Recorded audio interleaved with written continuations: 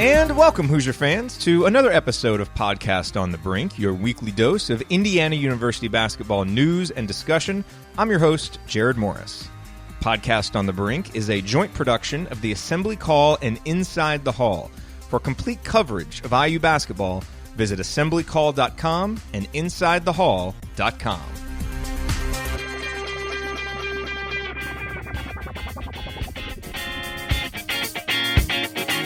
Hey there, on this week's episode of Podcast on the Brink, it is just me. Alex is away on vacation, hopefully getting plenty of rest and relaxation and time away from IU. So stepping in as my guest this week is Gary Parrish of CBS Sports, also hosts the Eye on College Basketball podcast and is a columnist for CBS Sports.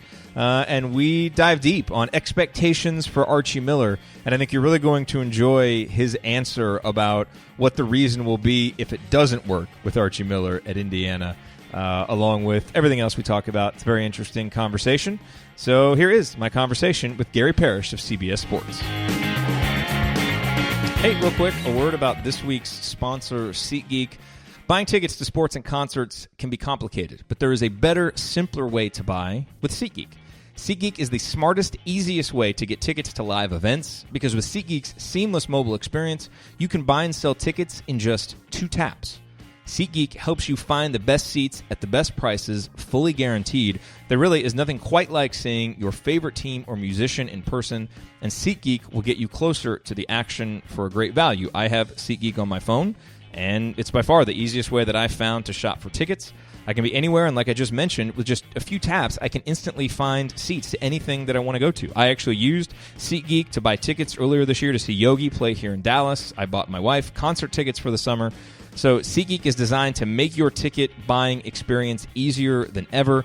They save you time and money by searching multiple ticket sites to compare prices and find amazing deals. Now, here's how to get an even better deal, which is Podcast on the Brink listeners get $20 off of your first SeatGeek purchase. Download the SeatGeek app, enter the promo code BRINK, B-R-I-N-K today, and you'll get $20 back from SeatGeek. That's promo code BRINK, B-R-I-N-K. And now, on with this week's episode of Podcast on the Brink.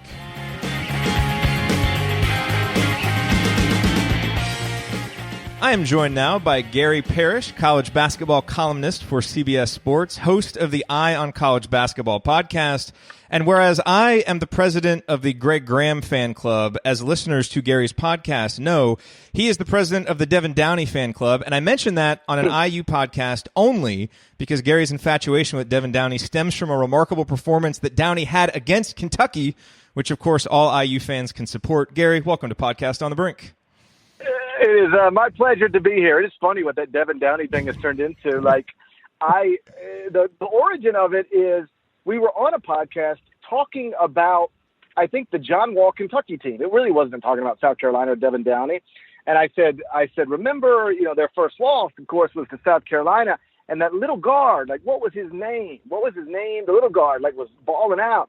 And I was Googling at the same time I was talking. I was like, oh, Devin Downey, shout out to Devin Downey. And then the next week I just said it again, shout out to Devin Downey. And then it became a thing to where now, we get tweets from people and they're saying I was at a game in the Dominican Republic and I was shouting out Devin Downey. He was on the court, or there was a Reddit stream the other day, a Reddit post the other day, and they were talking about best college players who never made the NBA.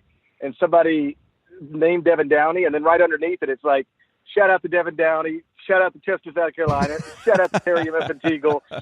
So it's funny what that's turned into. A guy, the funniest one, I think, a guy was giving a speech at a United States embassy in Asia, and at the end of his speech, it was thank you all for being here, thank you all for listening, and shout out to Devin Downey. And it's just the whole thing's just ridiculous. But it's fun. I appreciate you listening to it and bearing with me. It's it's funny how that stuff happens. People get on me because I always end up comparing IU players to Greg Graham, who was obviously a great IU player when I was growing up, and I just always end up making that comparison, and people always bring it up. So it's funny how those things grow on a podcast. Yeah. But let's talk some IU basketball. Just quick ground rules. We're going to make this a LeVar Ball free zone. I know you've probably had your fill of talking about LeVar Ball, so we will make it a LeVar Ball. Like I said, everything you can say about LeVar Ball over the past week, it's wild. He's created like legitimate or illegitimate, but like actual national headlines every day for a solid week. It's amazing, like how he's figured out how to remain relevant despite being little more than the father of a great basketball player. It is. It's crazy. So let's talk about Archie Miller. And you wrote, maybe it was last week or may have been the week before, but I remember reading, you wrote about some of the early momentum that Archie has established on the recruiting trail. How important do you think it was for Archie to get those commitments like he did from Race Thompson, Demezy Anderson, and Jerome Hunter? Crucial. I mean, the best thing you can have in college basketball, obviously, is a great team. The next best thing you can have is a great recruiting class on the way that suggests the great team is coming. And so if you can't have the first, you want to have the second. And Archie has already got the second. I don't know that they're going to be very good this upcoming season, but they're going to be very good again really, really soon. And that's because they've got a great coach who is also proving to be a capable high major recruiter. I mean, that is always the question when you hire somebody who's been operating outside of the Power Five. To be clear, I don't really think it was a question with Archie, but you never know till you know. Like, is this guy going to be able to recruit at a level to help us achieve what we are trying to achieve? Because it's not like he was going out and getting McDonald's All-Americans at Dayton. That's just not the way you do things at Dayton.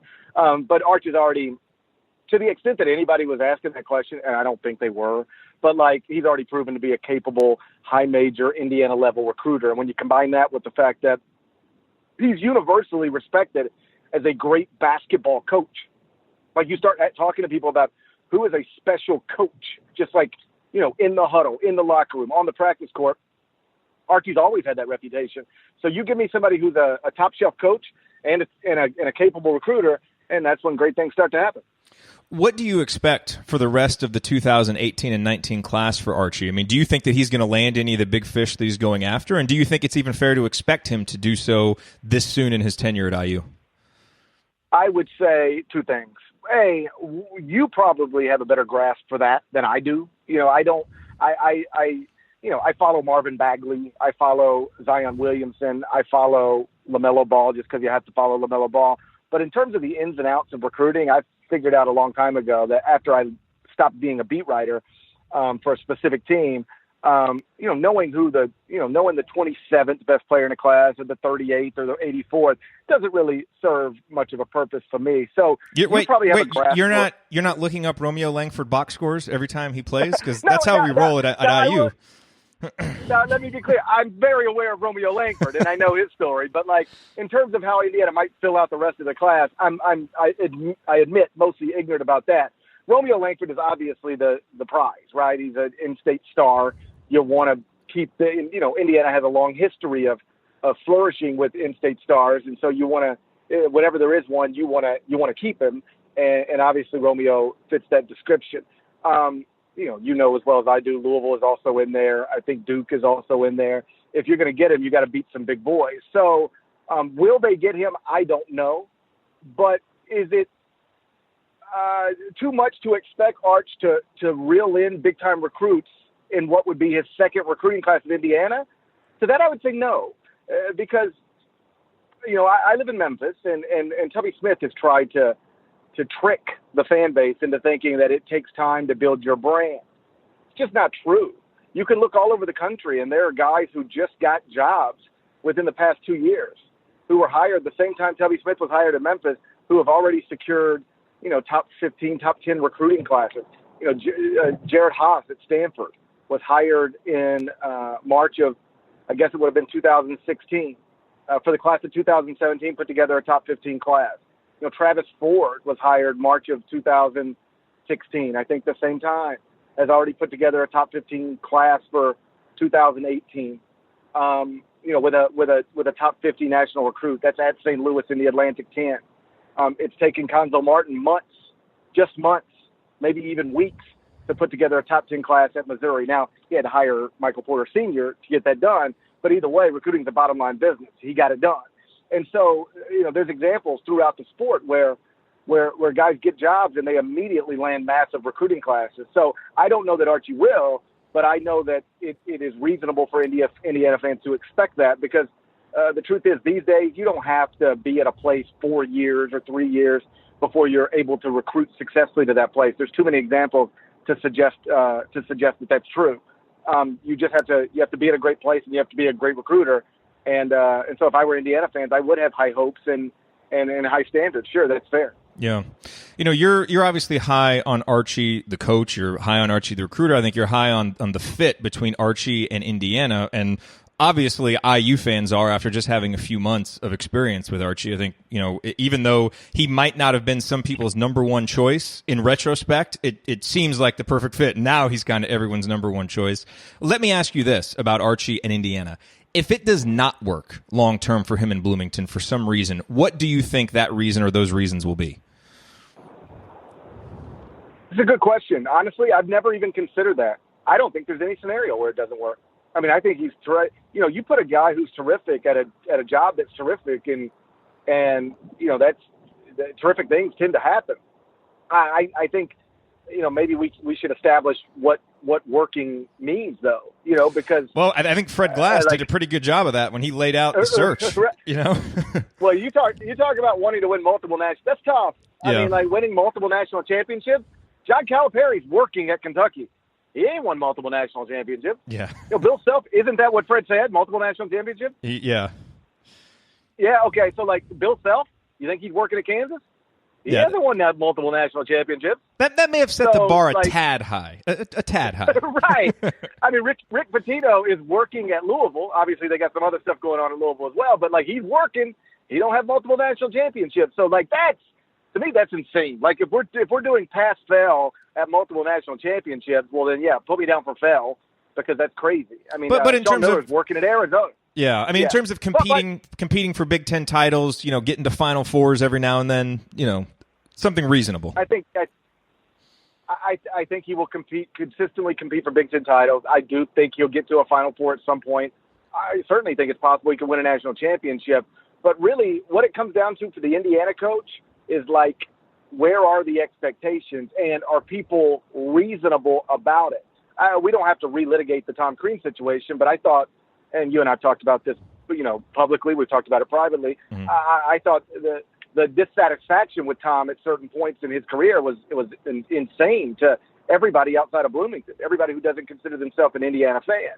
I would not have fired Tom Crean at the end of this past season because I think it's, I don't think he would have been in a position to get fired if the injury problems wouldn't have plagued that, that final season. But again, we don't have to go through that again. Once you decide to make a new hire, once you decide Tom Crean is not our coach anymore, I don't think you can do better than Archie Miller. And so I think he'll be terrific at Indiana. The question becomes, will they appreciate the fan base what I consider to be terrific? Because, if the actual bar is set up 2 national championships, that's probably a bar that he won't reach because it's a bar that, even most Hall of Fame basketball coaches do not reach. Yeah. And I don't think for reasonable fans, I don't think it's that high. Right. Although it's fun hearing your athletic director say that, but I don't think people really expect that. Oh, I mean, it would actually scare me. If I heard my athletic director say that, whoa, if I were the coach, what am I walking into here? But he's, I can remember texting with Arch right after he got the job, and I said something along the lines of, hey man, congratulations. And we were going back and forth. And I said, hey, you're going to be great there. And his response was very simple. I better. Because if I'm not, we got problems. I said, you're going to be great there. And he said, I better be. And so he understands he understands that he has a fan base that just fired a guy who was a year removed from a outright Big Ten title, who was a few years removed from a number 1 seed in the NCAA tournament. So this is not the job that you ease into, and it's not the job you get complacent at. You got to work it every day, and you got to be great consistently, or else you'll find yourself, at the center of those same types of conversations. But I'm a big believer in Archie, and it's funny that you asked me, why, if this doesn't work, what'll be the reason? And I, honest to God, have never even considered that because I don't think it's just not even in my on my list of possibilities of it not working. I just don't. If it doesn't work, I guess I'll be shocked because I think he's a top shelf coach. And I think that Indiana's a top shelf program, and that's a great combination. Yeah, I think at this point, all of us would be shocked if it doesn't work. But, it'll be interesting what happens this season. And you alluded to earlier, not quite sure how good Indiana will be this year. Maybe Indiana won't even be very good. What is the highest level of success for this year's team that wouldn't surprise you? Like, for example, I'm sure if this year's roster made a Final Four, that would surprise you. But given what Archie did at Dayton, would it surprise you if he took Indiana to a Sweet 16 this year? Yes, I would be surprised, if only because I don't think Indiana's a top 16 team or even a top 30 team. But I will say that the 16 best teams don't go to the Sweet 16 every year.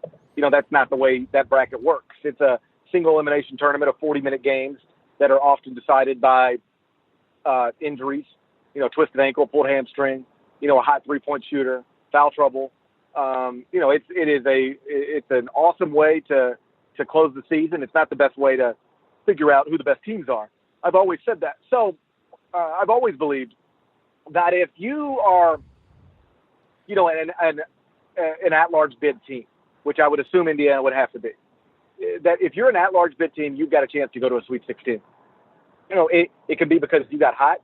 It can be because somebody on the opposite side of the bracket got knocked out.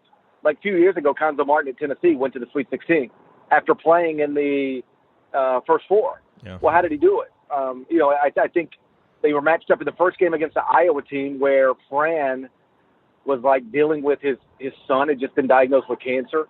So he's dealing with real life family stuff. I'm not suggesting he wasn't focused on the NCAA tournament, but you could certainly understand if he wasn't, why he wasn't. And that team had been struggling anyway. Then I think they got UMass in the next game. Well, it's UMass, so whatever. And then they were supposed to play Duke in the round of 32, but Duke got upset. And so then they got to play, I don't know, some low major, mid-major team, whoever, I can't remember off the top of my head, in the round of 32, and they beat them. So suddenly Tennessee's a Sweet 16 team. So my point being, if you are, especially a team from a Power 5 league that is able to earn an at-large, there's nothing crazy about you getting to a Sweet 16. One of those teams like that gets there basically every year. Maybe Indiana will be the one this year, but I think Matt Norlander, my colleague at CBS Sports, did a off-season Big Ten piece and projected Indiana to finish ninth. Yeah. I don't know if ninth in the league will be good enough to get you into the NCAA tournament. And so if I were an Indiana fan, or if I were talking to an Indiana fan, I would say you should be ecstatic if they go to the NCAA tournament. And then whatever happens there, and you understand that better times are on the way. But if he's able to take this particular roster, in a year one at Indiana to the NCAA tournament, I think you chalk that up as a pretty good year. But again, you're closer to this than I am. What do you think? Would Indiana fans be satisfied with an NCAA tournament appearance in year one? Yeah, no question about it. I mean, we've had that question a lot on our radio show, and every fan I've talked to thinks it's possible because of the confidence in Archie and also would be satisfied with that. I think people are pretty realistic about, some of the holes, that this roster has, some of the depth that it doesn't have down low, how much this team is relying on a guy like Deron Davis to take a major leap. I mean, as you look at this year's Indiana team, from what you know of the roster, what do you think is the biggest thing that needs to happen, the biggest question that needs to be answered for Indiana to, overperform ninth in the Big Ten and get that at-large bid in the tournament? Well, you have to get surprise performances from somewhere because I don't think on paper there's an impactful freshman. I know they've got some good kids enrolling, but a top 75 kid at a program like Indiana is not usually the type of kid who makes a big impact immediately as a freshman. It's usually the impactful guys are top 20, top 30 national recruits, and so you're going to need surprise performances from somebody. They lost a whole lot. And it's not like they lost a whole lot from a Final Four team. They lost a whole lot from a team that wasn't very good. And so it defies logic to think that great things are on the horizon. But, I'm surprised every year by somebody. And Indiana could certainly be the team that fits that description this year. I'm not predicting it, but I'm not ruling it out either. When you look at the Big Ten, do you think the Big Ten is down right now? Maybe, if only because two of the best programs are down right now. Indiana's not what Indiana typically is. At least I don't think they're going to be. I mean, anytime Indiana's picked ninth in the league, that means Indiana's not where it usually is, right? Yeah. And then Ohio State might finish dead last. So, those are, two of the top three or four programs in the Big Ten. Yeah, with Michigan State and Wisconsin in there, and then Purdue. Okay, yeah, okay. So I think that probably the four best programs in the Big Ten would probably be Michigan State, Indiana, and I'm not putting them in any sort of order. I'm just listing them. Michigan State, Indiana, Ohio State, and let's just say Wisconsin. Yeah. So two of the four are down. Both transitioning from one coach to another. One of them, Ohio State, transitioning at a terrible time in June. And so anytime two of your top four programs are down, it suggests that the league's down. Like, people would always ask me, what does it take for the SEC to get better? What does the SEC have to do to get better? Well, they just need to get their programs that are supposed to be good. Like, they need LSU. LSU's supposed to be good. They need to be good. Missouri's supposed to be good. They need to be good. Vanderbilt's supposed to be good. They need to be good. Tennessee is supposed to be good. They need to be good. You just get them operating at where they're supposed to be, normally by historical standards, and suddenly the SEC is one of the best leagues in the country. And so that's often the key. You don't usually ask your bad programs to get good because it doesn't usually happen. I mean, we keep talking about the need for Penn State to get good forever if you want to, but probably ain't going to happen for a variety of reasons. So what you need is the programs that are supposed to be good to get good, and that means Ohio State and Indiana. And the good news is that I think they both got coaches in place that are going to make them good. I think Chris Holtmann is, and you're obviously familiar with him because he worked in Indianapolis. I think Chris Holtmann's the real deal, and I think Archie's the real deal. So, yeah, Big Ten's probably down, but all you got to do to get it back where it needs to be is get Ohio State and Indiana back where they need to be. The one team that doesn't seem to be down is Michigan State. Tom Izzo has a loaded roster. They are obviously the clear favorite to win the conference. How good is this Michigan State team, and how does this roster, just as you project it forward this season, compare to some of Tom Izzo's better rosters and better teams in your mind? Yeah, I had talked to Tom about this a few weeks ago, and he thinks it might be his best roster ever. Wow. For all of Tom's accomplishments, you go look at the rosters and just sort of pull the NBA players off of them, and there's not a whole bunch. It's not like he's been overwhelming people for decades, from a talent perspective, the way John Calipari does now, or Mike Krzyzewski does now, or Bill Self often does. I'm not pretending that he hasn't had good players, but he certainly hadn't had players at the level of those programs. Now he does. I mean, Miles Bridges, I think, will be the National Player of the Year. He reminds me, not in the way he plays at all, except for the way he dunks, but he reminds me a lot of Blake Griffin in this sense. Guy who bouncy forward, who posted big numbers while healthy, and then surprisingly came back to school for his sophomore year, and then dominated right from the start, and led Oklahoma. People forget this because it's got so bad on cable, but that team was ranked number one in the country and was, I believe, a 2 seed in the NCAA tournament, and probably would have been a 1 seed, except Blake got hurt a little bit in that year and missed some games, and they took a ding for it. But that Oklahoma team was awesome, and Blake was awesome. And I think Miles Bridges is going to be awesome. I think Michigan State's going to be awesome. Clear favorite in the Big Ten. Possible preseason number one. I don't have them there, but if you put them there, I wouldn't call you stupid.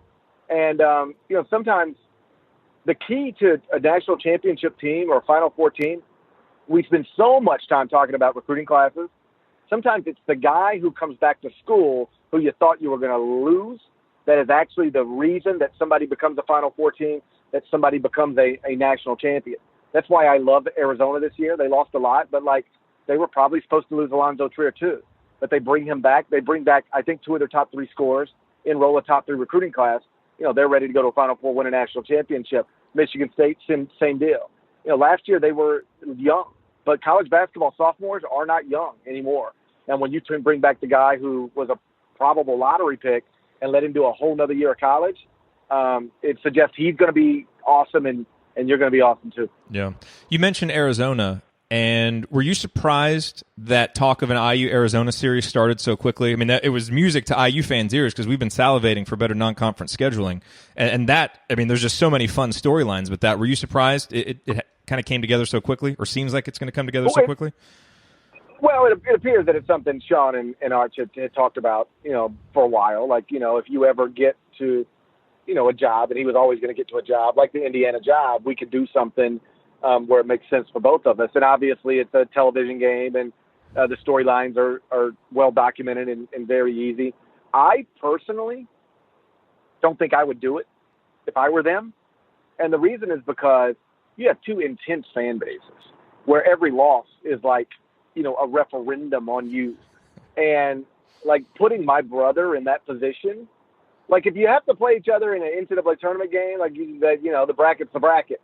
But the idea that I would voluntarily create a situation where either my fan base is going to hate me or my brother's fan base is going to hate him, hate's too strong of a word, be disappointed in me or be disappointed in him, that's not something I would be anxious to sign up for, because it's not one of those deals where you have to do it for TV. Like, well, if we want to be on TV, this is what we have to do. Like Arizona gets on TV whenever it wants. Indiana's on TV whenever it wants. So I was a little surprised, not only that it got done quickly, but that it's getting done at all, because I know there are other coaches who would not do it. Like John Calipari doesn't even like playing his former assistants.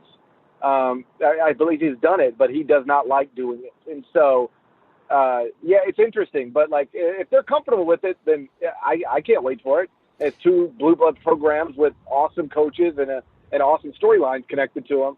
But, man, I don't know that I'd be doing that. I don't know that I would want to put myself or my brother in that situation. See, I didn't think that they would either, but do you think that says something about the self-assuredness of those two guys, that they'd be willing to do it, and especially Archie so soon in his tenure at Indiana? Because to me, like, that suggests that he's really scheduling from a position of strength and from confidence and not out of fear. And I feel like some of our schedules, our non-conference schedules weren't that way, in previous years. And am I reading too much into it, or does that kind of say something about Archie that he'd be willing to schedule a game like that? I don't think you're reading too much into it. I think it does say something about him. I'll tell you two stories. So many, many years ago, I was sitting in Ben Howland's office out at UCLA, and I was working on a story. He was watching film. It was the night before a game, and he allowed me to just hang out. And at some point, his cell phone rings, and it's one of his former assistants who was coaching at a mid-major school. And that guy had just lost a game, and I guess he was calling Ben for, I don't know, just, coaches tend to talk through things. So he calls Ben, and I don't hear what's going on the other side of the phone, obviously. But what I remember Ben saying to this former assistant of his, who was now a head coach, was, I told you, dumbass, don't schedule like that. At the end of the season, nobody cares about your strength of schedule. They just care about how many games you won and how many games you lost. And I think that's the mindset of too many coaches, like particularly Power 5 coaches. Because the truth is, if you're in a Power 5 league, you're going to get opportunities within your league to get quality wins. You don't need, there's really no actual incentive to schedule aggressively outside of your conference. And that's why so many of them don't. John Calipari won't play true road games. Duke, barely plays, barely goes outside of Cameron Indoor, unless it's to go to a neutral court. Very few top shelf programs challenge themselves enough. They do some, but not enough for my liking. But one of the biggest problems with college basketball is that too many of the games are total mismatches. Like, by definition in the NBA, like, basically half your games are against playoff teams. Like, and there's only about, there's only about 5 truly terrible teams in the league. And so you only have a handful of games that are truly terrible matchups, except for the Warriors, because they can make anybody a terrible matchup. But in college basketball, I mean, there are schools that have 9 bye games. I mean, their point spreads are 20 points on every one of them. It's just not fun. I don't understand why college basketball fans would pay good money to go into an arena and watch those games. And so that is an issue that too many coaches don't schedule aggressively, because they don't think they have to, and because they're scared of taking losses because of the way it'll make their resume look and make their fan base react. On the other side of that is a guy we've already talked about, Tom Izzo, because he is somebody who, will basically take any game. He'll go anywhere, do anything. And it's always funny because about every other year, Michigan State gets off to a bad start, and Tom ends up apologizing to his team. I don't know why I did this to them. I knew they weren't ready for it, but I didn't know how to say no to the game. We're not Kentucky. We're not Kansas. We're not Duke. We're not North Carolina. We don't automatically get on national television in these big events whenever we want. So when somebody offers us the opportunity, I just always say yes. And now here we are again struggling, and this is my fault. But I asked him one time, I said, so why, if it's like maybe not going to go well. Why do you do it every time? And he said, because I'm comfortable. Because my fan base believes in me. My athletic director believes in me. My administration believes in me. And so the reason other guys won't do it is because they lose a game. It's because they couldn't coach. Fan base thinks they can't do the job. It's all over radio. That doesn't really happen to me at Michigan State. It could happen to me someday, but it's not the case now. When I lose a game or we get off to a bad start, it's, people aren't, making a firetomizzo.com page and doing podcasts about whether I've still got it. And so I'm not afraid to take losses. They don't hurt me in the way that they hurt other coaches. And I always thought that was interesting, that he's just comfortable taking losses because he knows it's not a reflection usually of whether he is doing a good job or a bad job. And so your point, I think, is well made. Archie being willing to do this. Again, knowing that he's probably going to take the losses, at least early, because his brother's going to have a top 5 team preseason every year, basically. So, you're probably going to take some L's, but if you're comfortable with that and you understand that it's not going to be a reflection of whether you're good or bad at your job, then yeah, that, why not do it? And he does seem comfortable with that, which I think is a personality trait that's pretty impressive. Gary, you've been really generous with your time, and I want to be respectful of your time. So one last question for you. And I want to ask you about Sure. Tom Crean, and you made your thoughts about him known earlier here, and you've shared stories with me before. You're one of many people who have stories of incredible kindnesses, private kindnesses extended to you by Tom Crean. What do you expect from Tom Crean in the future? Obviously, he's not going to coach this year. He'll be doing some TV. But where do you expect that he'll end up landing whenever he does coach again? He will coach again. I think it'll be, he'll be the head coach somewhere, next March. And I would assume it would be, at a Power 5 school that has the resources to be good, but hasn't really been good lately. Like when Mississippi State was able to go out and get Ben Howard, or Tennessee was able to go out and get Vic Vaughn. What would be a Whatever Big Ten you think equivalent? about Like, he won't be in the Big Ten, but what would be the Big Ten equivalent to that? Like in Illinois or something? Yeah, like if the Illinois job was in another league and it opened. Yeah. I think that's the type of job Tom Crean gets. So, I honestly haven't even thought through the coaching carousel, but, what if Clemson were to open next year? Could Tom Crean be the head coach at Clemson? It's a place where they have the resources to win. When they're rocking, the fan base is actually good. I was there when Oliver Purnell had it rolling along, pretty good with Shaka Smart on his staff. And, I went to, I guess it's called Little John Coliseum, Little John Arena. And, it was one of the best atmospheres you'd ever see. And so a job like that, I think makes sense. They've got Power 5 money, to pay him. These days, the Power 5 league, paying a basketball coach is not a problem. They've all got so much money. And so, what if Clemson opened? I could see a job like that. What if Ole Miss were to open in the SEC? I could see him at a job like that. I think it'll be a middle tier Power 5 job or a top shelf, non-Power 5 job. Like if these jobs aren't going to open, but if a top 2 job in the Atlantic 10 or a top 2 job in the American Athletic Conference or, something like that, I could see that as well. A top 4 or 5 middle of the pack job in the Big East. That might make some sense, but he's going to coach again. And I think it'll be soon, and I think he'll be good. My feelings on Tom are well documented. I like him a lot. I consider him a friend, and I know that he is bored out of his mind right now. Like, he's going crazy. Like he doesn't like not being around a basketball team. That is not hard to imagine coaching at all.